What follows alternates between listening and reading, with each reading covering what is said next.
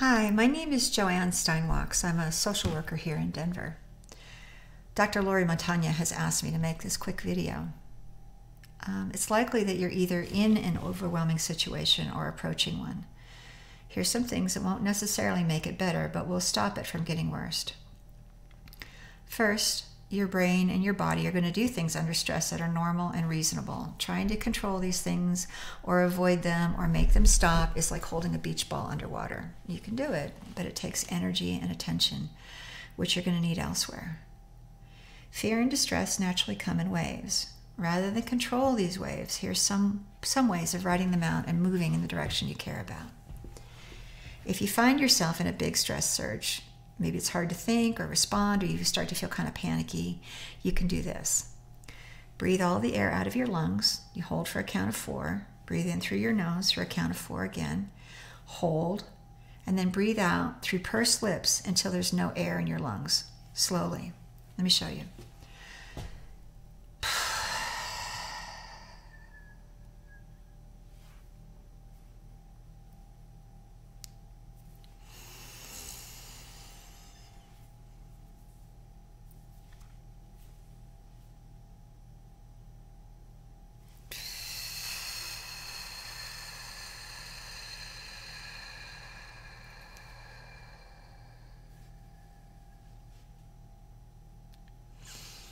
You can repeat that a couple of times. If it's too complicated, sometimes it is, you can't remember how to do it, just focus on your out breath. Long and slow through pursed lips, like you're breathing out through a straw. And then just breathe in through your nose normally, like this.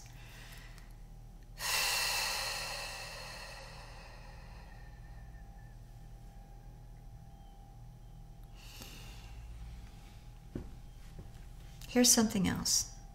Tense all of your muscles as hard as you can for about 10 seconds or so. Then let them all go while breathing out. Let me show you.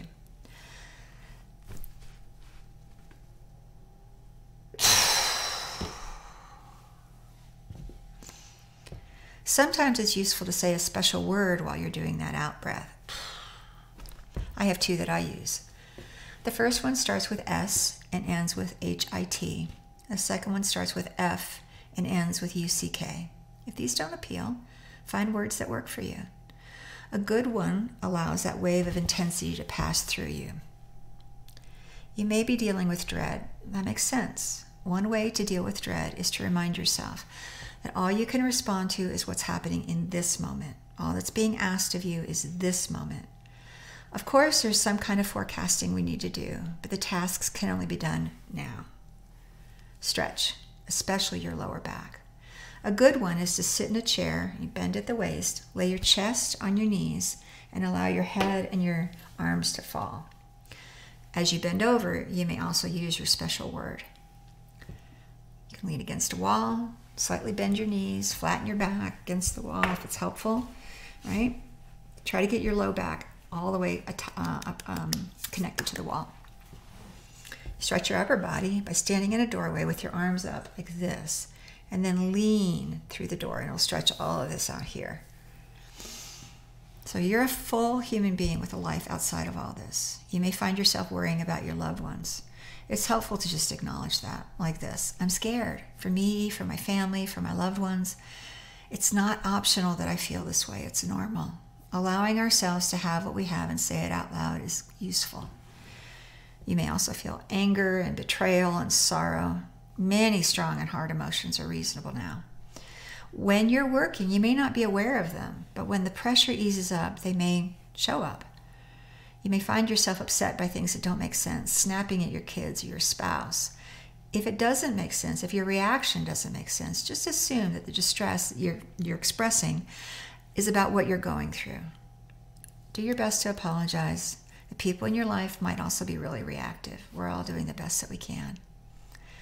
Rest as much and as best as you can. You may find that your mind doesn't turn off when you have a break. You'll probably need to give it something to do. Trashy TV, games on your phone, throwing a ball against the wall, anything that gives you a neutral focus will help.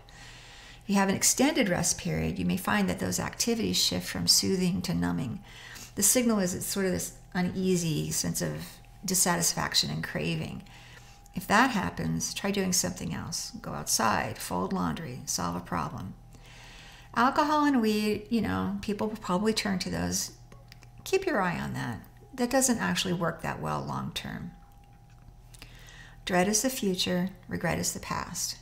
If you find yourself ruminating over something that you did or didn't do, try to bring your attention to now. What can you do that matters to you in this moment? Doesn't have to be anything dramatic. Might be something as small as drinking some water. Try to stay hydrated, even though you'll need to pee. Brains work best when they have water. Try to eat. Do your best. You may not have much appetite. You may not have great food choices. Just do what you can. Under this kind of stress, sometimes all we can do is nibble and sip. That's enough. Remind yourself that you are there because it matters to you. You are showing up for your values, and that it's sometimes unbelievably hard. There really aren't adequate words to express my gratitude to you. I just hope this helps.